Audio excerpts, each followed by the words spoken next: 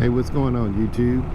This is SJ, and it's time for my 6-month review of my new 2020 Honda Goldwing Tour. Now recently I did the Iron Butt Challenge, and that's a lot of time in the saddle. And what I found out was that the comfort and the performance of the 2020 Goldwing was just as good as it was on the 2008. Also got a chance to ride this bike during some a little rain, and again it pretty much was the same thing that I was used to with my 08. So the size of the Goldwing, being a little bit smaller, did not really affect it that much. Now, I know that sounds like a contradiction to my first video, but let me tell you a little story, and hopefully that'll clear up the confusion.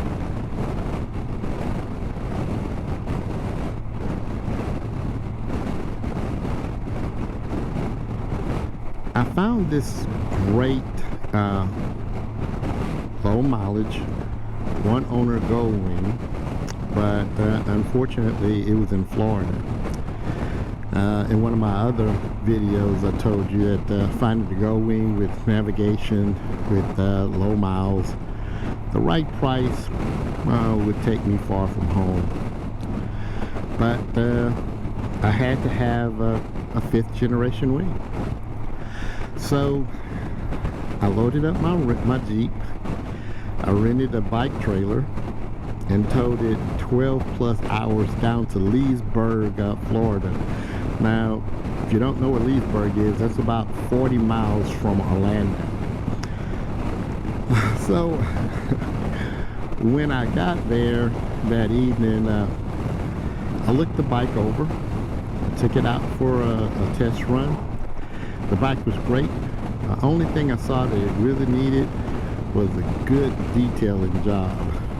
But my first thought when I started off on this test drive is that I was not going to sell my 2020 Goldwing. Not as I had planned.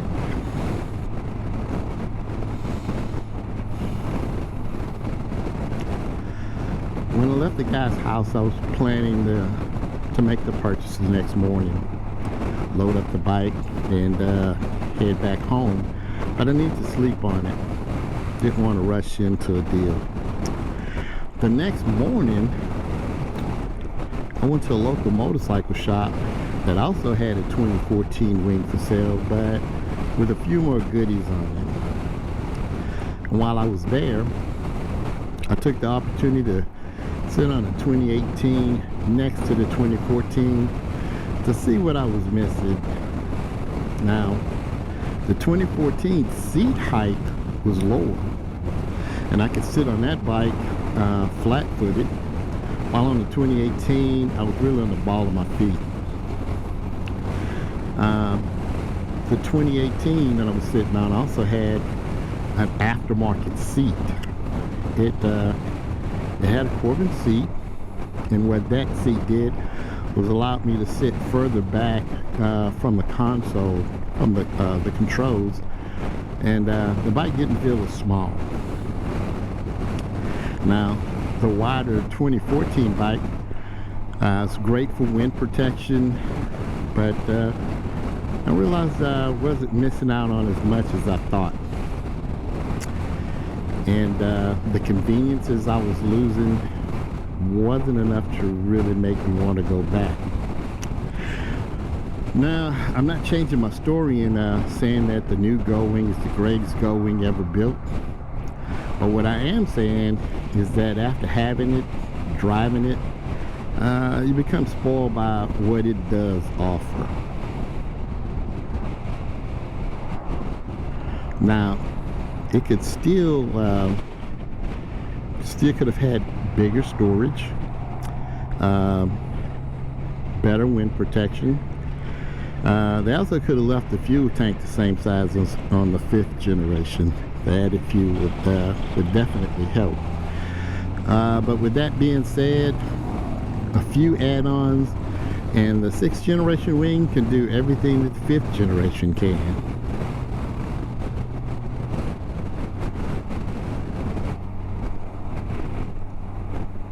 So, as you probably guessed, I passed on the purchase of 2014 Goldwing and towed an empty bike trailer 850 miles back home. But it wasn't wasted time, hotel expenses, fuel costs, and trailer rentals for nothing. It was just an expensive way to find out that what the 2018 and up Goldwings really need is a better seat.